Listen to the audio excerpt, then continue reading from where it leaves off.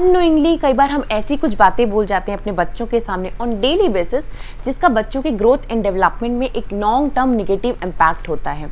और ये सारी चीज़ें इतनी बेसिक है कि हम कभी सोच नहीं पाते कि इन चीज़ों का भी कोई निगेटिव इम्पैक्ट हो सकता है। तो ये सारी चीज़ें हम लोग बात करेंगे आज के वीडियो में। Hello everyone, welcome back to mom and baby world. My name is Dirgha और आज हम लोग बात करेंगे कि ऐसी क्या चीज़ें हैं that we must not say to our kids. Parenting is a big responsibility. हमारे वर्ड्स, टोन्स, हमारी बॉडी लैंग्वेज, यही सारी चीज़ें डिसाइड करती है कि बच्चे आगे जाके किस तरीके के होंगे, उनकी प्रॉब्लम सॉल्विंग स्किल्स कैसी होगी, उनका कॉन्फिडेंस लेवल कैसा होगा, उनका डिसीजन मेकिंग कैसा होगा। So it's very important to choose our words wisely.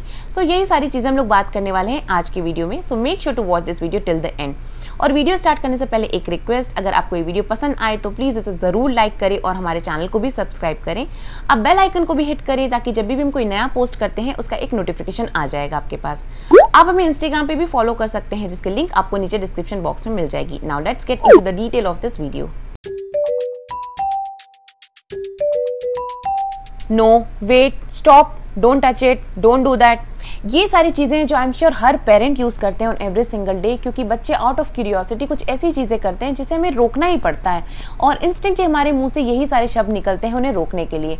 But इससे क्या होता है, एक तो बच्चे को ये नहीं समझ में आता कि मेरे पेरेंट्स मुझे क्यों रोक रहे हैं और उनके अंदर निगेटिविटी डेवलप होने लगती है ये सारे शब्द सुन के। ऑल द टाइम कॉन्स्टेंटली अगर वो no, stop, don't touch it, don't do that, don't, no, can't, यही सारी चीज़ें सुनेंगे तो उनके अंदर निगेटिविटी डेवलप होगी। बट अब करें क्या, क्योंकि बच्चों को रोकना भी ज़रूरी है। तो आप instead of using these words आप कुछ ऐसे सेंटेंसेस, कुछ ऐसे वर्ड्स चूज़ कर सकते हैं जिससे बच्चों को एक गाइड मिलेगा, एक डायरेक्शन मिलेगा कि अगर ये नहीं करना तो करना क्या है। सो लेट्स से अगर आपका बच्चा जंप कर रहा है बेड पे, अगर आपको उसको रोकना है तो आप बोल सकते हैं कि beds are for sleeping and for relaxing, not for jumping. अगर आपका बच्चा हिट कर रहा है अपने सिबलिंग को या कुछ चीज़ें थ्रो कर रहा है तो आप बोल सकते हैं कि hands are for patting on back, hands are for playing and not for hitting. इससे एक बच्चे को एक डायरेक्शन मिलेगी कि ये नहीं तो क्या। अगर आप सिंपली बोल देते हैं कि don't touch it, don't jump, तो वाई, बच्चों के अंदर बहुत ज़्यादा क्यूरियोसिटी होती है, they need to know every single thing. और अगर आप सिर्फ बच्चे को रोक देंगे तो बच्चे एक दिन तो रुक जाएगा, फिर नेक्स्ट डे सेम चीज़ रिपीट करेगा। बट अगर आप उनको एक डायरेक्शन देते हैं, एक गाइड करते हैं कि beds are for sleeping and for relaxing, not for jumping, तो बच्चे को जब नेक्स्ट टाइम वो जंप करेगा तो उसके दिमाग में फिर से वो चीज़ आएगी कि ओके, मेरे पेरेंट्स ने ऐसा बोला था, so I should not jump on it and I should jump on the floor. तो इस तरीके से आप बच्चे को हर चीज़ एक्सप्लेन कर सकते हैं, क्योंकि बच्चों को हर चीज़ नहीं पता होती है, उनमें इतनी ज़्यादा क्यूरियोसिटी होती है हर चीज़ को करने की, हर चीज़ को एक्सपेरिमेंट करने की। और अगर सिर्फ वो नो, डोंट टच तो बच्चों का एक ग्रोथ भी रोकने लगता है। उनको लगता है कि आई शुड नॉट डू एनीथिंग। इसलिए ज़रूरी है कि ये सब वर्ड्स न यूज़ करके आप इनको एक अच्छे से इलाबरेट करके, अच्छे से सेंटेंस में फ्रेम करके बताएं, जिससे बच्चों के एक तो अंदर निगेटिविटी डेवलप नहीं होगी, दूसरा उनको एक समझ में आएगा कि उनको किस तरीके से चीज़ों को हैंडल करना है। ये एक बहुत ही कॉमन चीज़ है कि बच्चों को जब हर्ट होता है, किसी चीज़ से लगती है, तो हम लोग just to make them feel good कई बार ऐसा बोल देते हैं कि लेट्स से अगर बच्चे को टेबल से लगी तो हम बोलते हैं कि बेटा आपको टेबल से लगी, मम्मा टेबल को डांट देगी, ठीक है, क्योंकि हम चाहते हैं कि बच्चा हमारा खुश हो जाए। बच्चा रो रहा है, we don't like that, right. तो हम बच्चे को खुश करने के लिए, उस मोमेंट पे खुश करने के लिए ये चीज़ बोल देते हैं। बट इससे क्या होता है कि हम बच्चे को ये सिखा रहे हैं कि आपको लगी but it was not your fault था टेबल का। स्ट्रेट फॉरवर्ड हमने किसी और को ब्लेम करना बच्चे को सिखा दिया।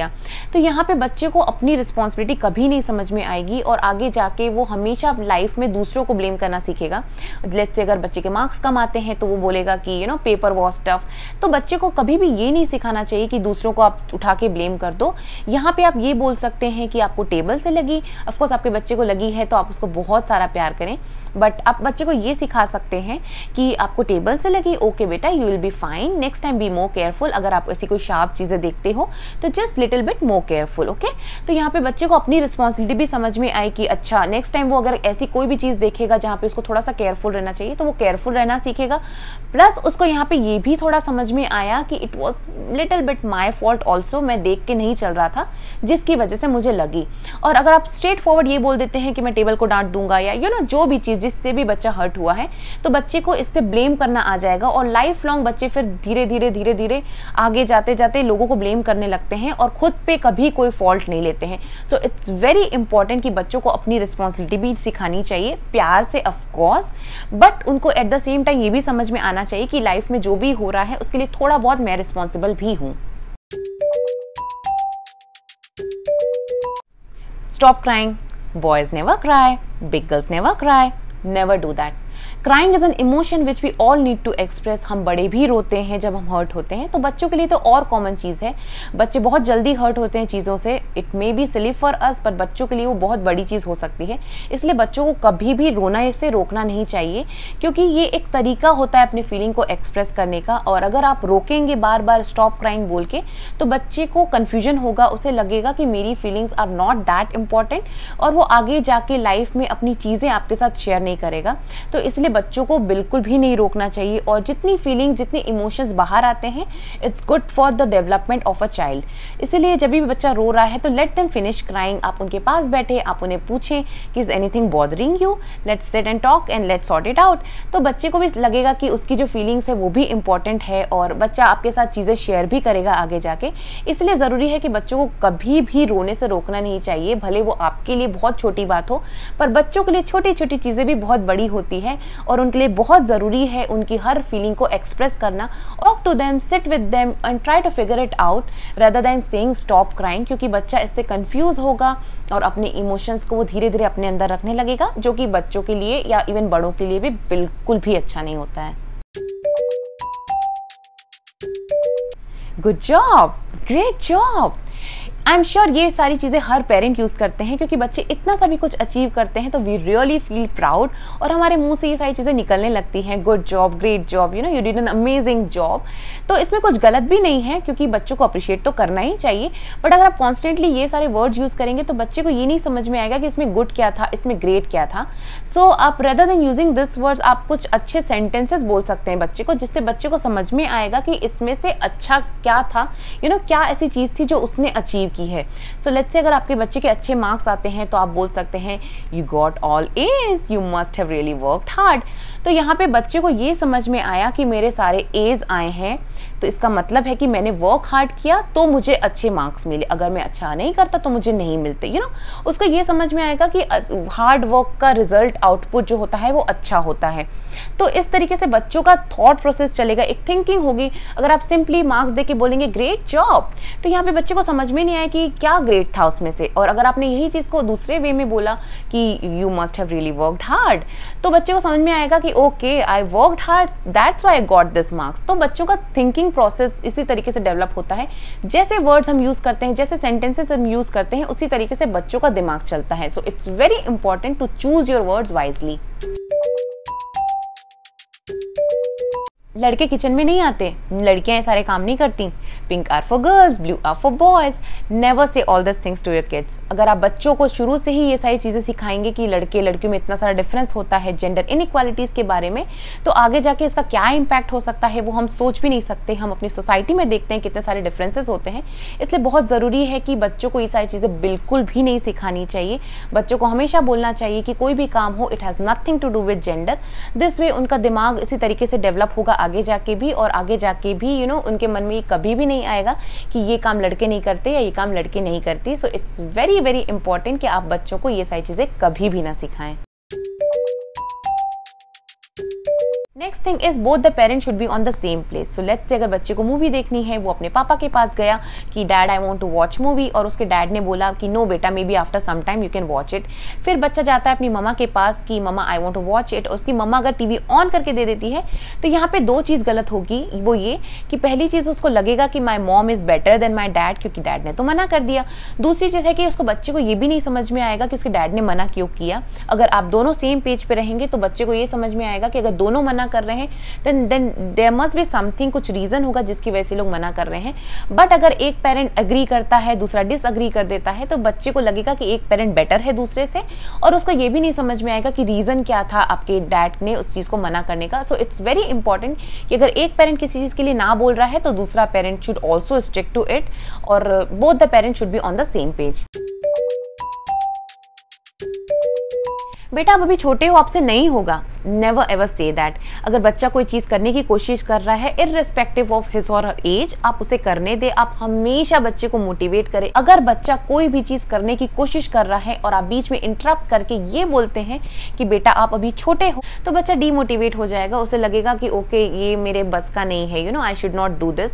तो ये कभी भी नहीं बोलना चाहिए और बच्चों को हमेशा जितना हो सके किसी भी चीज़ को लेके जितना हो सके ज़्यादा से ज़्यादा एनकरेज करना चाहिए।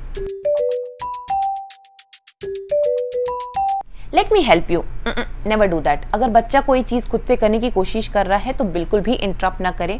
आई नो एज अ पेरेंट हमारा मन करता है, हम देखते हैं कि बच्चा किसी चीज़ से लेट्स से ब्लॉक से प्ले कर रहा है, उससे हो नहीं रहा है, बच्चा फ्रस्ट्रेट हो रहा है, बट फिर भी अगर वो हेल्प नहीं मांग रहा है तो आप बिल्कुल भी ना जाएं। Let them analyse it, let your child understand उसको कैसे सॉल्व करना है, किस तरीके से अरेंज करना है। लेट हिम और हर डू दैट। बच्चों को फिगर आउट करने देना चाहिए उनको, उससे उनका डेवलपमेंट होता है, उनकी प्रॉब्लम सॉल्विंग स्किल समझ में आती है, उनको एनालाइज करने को मिलता है। अगर आप सिंपली जाते हैं उसके पास, आप अरेंज करके दे देते हैं, तो बच्चों का यहाँ दिमाग नहीं चलेगा कि किस तरीके से अरेंज हुआ, क्योंकि बच्चा ऑलरेडी काफ़ी एफर्ट लगा रहा है अपने सोचने में कि मैं किस तरीके से ब्लॉक्स को अरेंज करूँ, और नहीं हो रहा है तो लेट देम डू इट। अगर जब तक वो आपसे बोलता नहीं है हेल्प के लिए, और अगर आपको बच्चा आपकी हेल्प मांग भी रहा है तो आप जाके बोल सकते हैं, do you think the big one will go at the bottom, what do you think the smaller one should be at the top.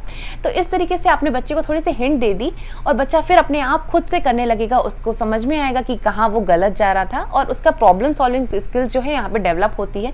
इसलिए इट्स वेरी इंपॉर्टेंट कि अगर बच्चे खुद से कुछ करने की कोशिश कर रहे हैं तो आप उन्हें करने दें। उन्हें अगर हेल्प करनी है तो आप थोड़ी सी हिंट दे दें, जिससे उनका और ज़्यादा अच्छे से डेवलपमेंट हो सके। Why are you not like your brother or sister? Every child is different, so never compare siblings. अगर आप सिबलिंग्स को कंपेयर करते हैं तो बच्चों के बीच में गैप्स आने लगते हैं। बच्चों को ये लगता है कि मेरे पेरेंट्स मुझसे ज़्यादा मेरे भाई या बहन से प्यार करते हैं, इसलिए बिल्कुल भी नहीं करना चाहिए। बच्चों को कंपेयर तो बिल्कुल भी नहीं करना चाहिए। हर बच्चा डिफरेंट है, हर बच्चा यूनिक है अपने आप में। आपके लिए भी दोनों बच्चे स्पेशल हैं, तो ये बिल्कुल भी अवॉइड करना चाहिए। और अगर आपने कंपेयर किया और अगर आपका बच्चा ज़्यादा सक्सेसफुल होता है अपने सिबलिंग से, तो उसके मन में गिल्टी रहेगी फॉर बीइंग मोर सक्सेसफुल। या अगर कम सक्सेसफुल है अपने सिबलिंग से, तो उसके मन में एक अग्रेशन, ये सारी चीज़ें आ जाएंगी कि मेरे पेरेंट्स ने मुझसे कम प्यार किया, because of that I am less successful. So that's why it's very important to keep all this things very simple. अगर आपको लगता है कि आपके एक बच्चे का रूम बहुत ऑर्गेनाइज्ड है, आपके दूसरे बच्चे का नहीं है, तो आप उसको ये बोल सकते हैं, your room looks messy, is there any plan to clean it up. तो इससे एक तो आपका जो मोटिव था वो भी आपका पूरा हो गया और बच्चों को के बीच में कंपेरिजन नहीं हुआ, क्योंकि बच्चों को अगर आप कंपेयर करेंगे तो फिर आगे जाके उनके लिए बिल्कुल भी अच्छा नहीं होता है। Hurry up, this is the most common phrase जो हमारे मुंह से निकलता है जब भी हम कहीं बाहर जा रहे होते हैं या बच्चे स्कूल के लिए रेडी होते हैं, तो हरी अप जैसी चीज़ हमारे मुंह से नेचुरली निकल जाती है। नाउ लेट्स थिंक कि बच्चे स्लो क्यों होते हैं, क्योंकि बच्चों के अंदर बहुत ज़्यादा क्यूरियोसिटी होती है और बच्चे आर न्यू लर्नर्स, वो हर चीज़ एक्सप्लोर करते हैं, तो उन्हें थोड़ा टाइम लग जाता है। लेट्स से अगर बच्चा आपका बाहर जा रहा है and he is trying to tie his shoes और आपने बोल दिया हरी अप, तो बच्चों को टाइम का इंपॉर्टेंस नहीं पता होता है, they don't know the concept of time. और अगर हम वहीं पे उनको हरी अप जैसी चीज़ बोलते हैं तो बच्चों के अंदर डर बैठ जाता है बिकॉज ऑफ आवर टोन कि हम अगर मैंने जल्दी नहीं किया तो मेरे पेरेंट्स मुझे पनिश करेंगे। तो इसलिए बहुत ज़रूरी है कि ऐसी चीज़ें यूज़ ना करें and give them some time. वो नई चीज़ें सीख रहे हैं, नई चीज़ें एक्सप्लोर कर रहे हैं, तो आप उन्हें ये चीज़ें करने दें। और अगर हम हमेशा उन्हें हरी अप करेंगे तो वो कोई भी चीज़, नई चीज़ ट्राई करने से डरेंगे। सो इट्स वेरी इंपॉर्टेंट कि let them explore new things और बिल्कुल भी आप जल्दी ना करें कि हरी अप यू नो, तो बच्चा भी फिर डरने लगेगा कोई भी नई चीज़ ट्राई करने से। We can't afford that. Seriously we can't afford everything. और बच्चे कई बार हर चीज़ मांगने लगते हैं तो हमें ना बोलना ही पड़ता है, but rather than using we can't afford this, आप इसको और अच्छे से एक्सप्लेन कर सकते हैं। क्योंकि अगर आप बच्चे को सिंपली ना बोल देंगे तो बच्चे को ये नहीं समझ में आएगा कि आपने ना क्यों बोला। उसे ऐसा लगेगा कि आप उसको नहीं ला के देना चाहते हैं कोई चीज़, और फिर बच्चे को कोई ज़रूरत की चीज़ भी चाहिए होगी तो आपसे बोलने में थोड़ा हेजिटेट होगा। इसलिए आप बच्चे को इसको और अच्छे से एक्सप्लेन कर सकते हैं कि what do you think, shall we save more money for our next Disney trip और यू वांट दिस। तो बच्चे को भी लगेगा कि नहीं, Disney trip is more interesting. तो यहाँ पे बच्चे को भी सेविंग का मतलब पता चला, उसको भी ये समझ में आया कि हर चीज़ हमें नहीं लेनी चाहिए एंड कोई चीज़ है वो ज़्यादा इंटरेस्टिंग है रादर देन दिस थिंग। तो यहाँ पे बच्चे को भी इंपॉर्टेंस पता चलेगी चीज़ों का। और स्ट्रिक्टली अगर आप ना बोल देंगे तो बच्चों के मन में आने लगता है कि मेरे पेरेंट्स ने मुझे इस चीज़ के लिए मना कर दिया। तो इट्स इंपॉर्टेंट कि आप बच्चों को समझाएं इस चीज़ों की वैल्यूज़ सीधे स्ट्रिक्टली ना बोलने से। Parenting is a challenging job, बहुत ही रिस्पॉन्सिबिलिटी वाली जॉब है और हमारा हर एक एक्शन, हर एक मूड डिसाइड करता है कि बच्चा आगे जाके सिचुएशन को किस तरीके से हैंडल करेगा। So it's very important to be calm and choose your words wisely.